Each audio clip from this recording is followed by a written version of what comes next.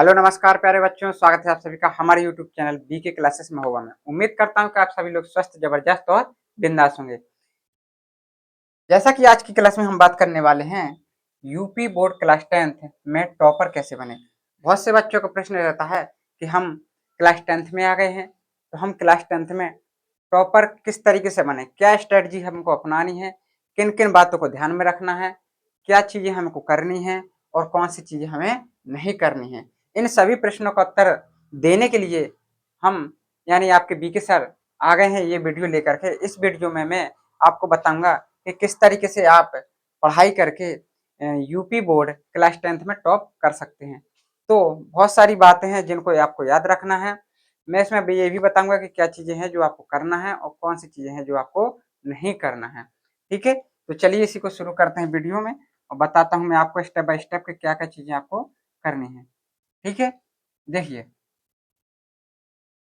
पूरा जो सिस्टम है, रणनीति है, वो पूरा 1 साल का जो प्लान है अभी अपने पास पूरा 1 साल समथिंग बचा है और 1 साल में हमको क्या-क्या चीज़ें करना है और कौन-कौन चीज़ें नहीं करना है, इन सभी बातों को ध्यान में रखना है। तो देखिए यूपी बोर्ड 2027 जैसा कि 2026 में जिन बच्चों ने पेपर दिया है, 2026 जो सत्र चालू हो गया है, जो इस साल बच्चे 10th में आ गए हैं, उनका बोर्ड एग्जाम जो है 2027 में होगा। तो यूपी बोर्ड 2027 में टॉप कैसे करें, ये प्रश्न उठता है बच्चों में। तो 1 साल का मास्टर प्लान जो कि टॉपर स्ट्रेटजी है, उसको हम बताने वाले हैं। तो देखिए शुरुआती 3 महीने यानी अप्रैल से जून तक क्या करना है, बेसिक पर पकड़। जिन बच्चों का 9th से 10th में आ गए हैं और 9th में उन्होंने अपनी पढ़ाई थोड़ी कमजोर कर ली है या उन्होंने पढ़ाई नहीं की है और जिन बच्चों का बेसिक बहुत ज़्यादा कमजोर है, तो वो क्या कर सकते हैं, शुरुआती जो 3 महीने हैं अप्रैल से जून तक, इन 3 महीनों में वो अपना बेसिक मजबूत कर सकते हैं। क्या करेंगे, बेसिक मजबूत करेंगे सर्वप्रथम, क्योंकि अगर उनका बेसिक ही कमजोर रहेगा तो वो आगे कैसे पढ़ाई कर पाएंगे। तो शुरुआती जो 3 महीने हैं उनमें बच्चों को क्या करना है, बेसिक मजबूत करना है। ठीक है, इसके बाद इसके बाद क्या करना है, सिलेबस को समझें। सबसे पहले एनसीईआरटी और यूपी बोर्ड के नए सिलेबस की प्रिंटेड कॉपी अपने पास रखें। अगर बेसिक कमजोर है जिनका, तो बेसिक मजबूत कर लिया।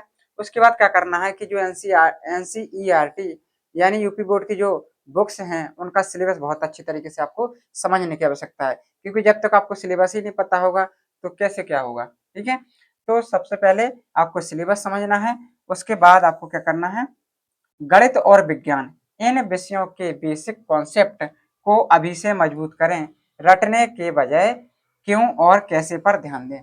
ठीक है, वही बात मैंने बताई है कि गणित और विज्ञान, अगर इनके कॉन्सेप्ट आपको क्लियर नहीं है, इनका बेस आपका मजबूत नहीं है, तो विज्ञान और गणित आपको समझ में नहीं आने वाली है क्लास 10th के अंतर्गत।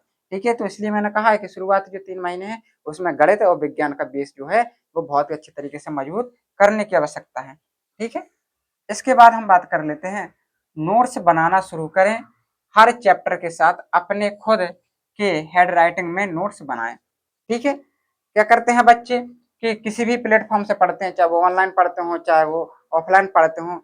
बहुत सी ऑफलाइन क्लासेस में वो पीडीएफ वगैरह दे देते हैं या फोटो कॉपी प्रिंटेड दे देते हैं, तो ऐसा काम नहीं चलेगा। बच्चे क्या करें, कोचिंग में पढ़ें, चाहे विद्यालय में पढ़ें, चाहे ऑनलाइन प्लेटफॉर्म से पढ़ें, किसी भी प्लेटफॉर्म से पढ़ें, तो अपनी हेड राइटिंग यानी अपने हाथों से जो लिखित रूप में नोट्स हैं उनको अवश्य बनाएं और अपने नोट्स से ही पढ़ाई करें। ठीक है, इसके बाद क्या है, मध्य सत्र यानी जो बीच सत्र है तुम्हारा जुलाई से अक्टूबर तक का समय, इसमें क्या है, निरंतरता। बच्चे क्या करते हैं, शुरुआती समय में यानी अप्रैल से मई जून तक तो पढ़ाई बहुत अच्छी तरीके से करते हैं, बहुत मन लगा के करते हैं और बहुत ही ज्यादा उनमें जुनून होता है। लेकिन जैसे ही समय ढलता है, बच्चों को समझ में आती है कई चीजें कि यार ये तो बहुत टफ है, तो वो क्या कर देते हैं, अपना मनोबल गिरा देते हैं और कहीं ना कहीं अपने पढ़ाई में कमजोरी ला देते हैं। तो वही चीज लिखा है कि निरंतरता बनी रहनी चाहिए। जो स्ट्रेटजी आपकी अप्रैल मई में है, वही स्ट्रेटजी आपकी जुलाई अगस्त और नवंबर दिसंबर तक रहनी चाहिए। अगर आप बीच में कहीं भी थोड़ी भी कमजोरी करते हो तो वहीं पे आपका बिगड़ सकता है काम। ठीक है, इसके बाद भाषा पर ध्यान, हिंदी अंग्रेजी। अक्सर छात्र इन्हें आखिरी समय के लिए छोड़ देते हैं। व्याकरण और लेखकों के जीवन परिचय को अभी से तैयार करें। क्या करते हैं, बहुत से बच्चे को हमने देखा है कि हिंदी हो गया, इंग्लिश हो गया, सामाजिक हो गया, कला हो गया, इन सारे सब्जेक्टों को बच्चे कहते हैं कि हम तो नवंबर, दिसंबर, जनवरी में कंप्लीट कर लेंगे। बेटा ये आपकी सबसे बड़ी भूल है, क्योंकि जैसे ही नवंबर, दिसंबर का जो समय आता है उसमें बहुत सारे सब्जेक्टों का बोझ आ जाता है आपके सर पे। वहीं पे हिंदी भी पढ़ना पड़ता है, इंग्लिश भी पढ़ना पड़ता है, सामाजिक भी पढ़ना पड़ता है, विज्ञान भी पढ़ना पड़ता है, गणित भी पढ़ना पड़ता है, सारे सब्जेक्ट। इसलिए कहा है कि शुरुआती समय में यानी जुलाई अगस्त से ही आप हिंदी, इंग्लिश, सामाजिक और जिनकी कला मजबूत ना है तो कला में भी थोड़ा थोड़ा प्रैक्टिस करना चालू कर दें, थोड़ी थोड़ी ड्राइंग बनाएं, उनमें प्रैक्टिस करें। क्योंकि इससे क्या होगा कि आप थोड़ा थोड़ा कंप्लीट करते जाओगे तो नवंबर दिसंबर तक आपका ये सिलेबस भी धीरे धीरे कंप्लीट हो जाएगा। ठीक है, फिर ज्यादा बोझ आपके सर पे नहीं रह जाएगा। इसके बाद क्या है, साप्ताहिक रिवीजन।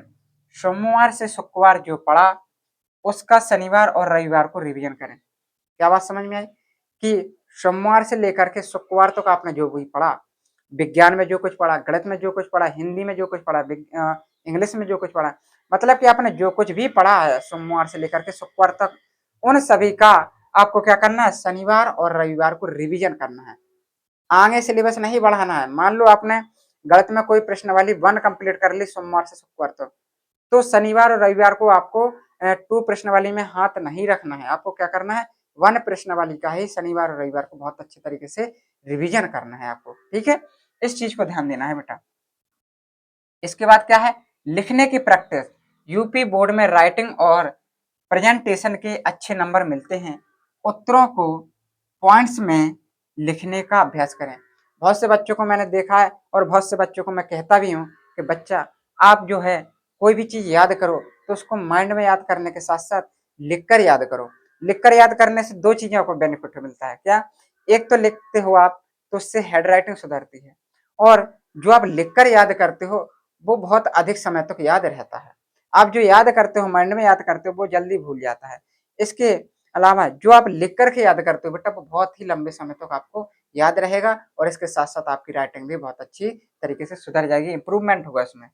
ठीक है, यही चीज यहाँ पे लिखा था।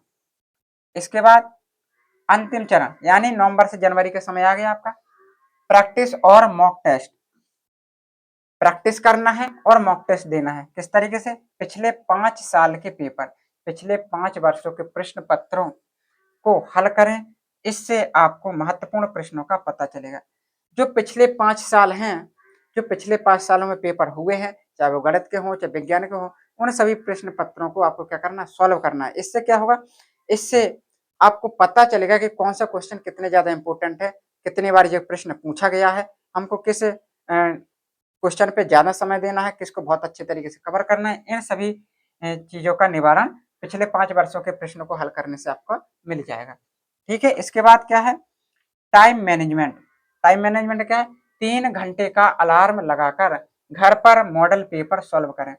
क्या करना है, जब आपका सारा सिलेबस कंप्लीट हो गया है तो आपको क्या करना है, मॉक टेस्ट देना है। और मॉक टेस्ट भी किस तरीके से देना है, ऐसा नहीं कि बस दे रहे हैं ना समय देख रहे हैं कि कितना समय हो रहा है क्या है। पूरा प्रॉपरली मॉक टेस्ट देना है जिस तरीके से यूपी बोर्ड में होता है।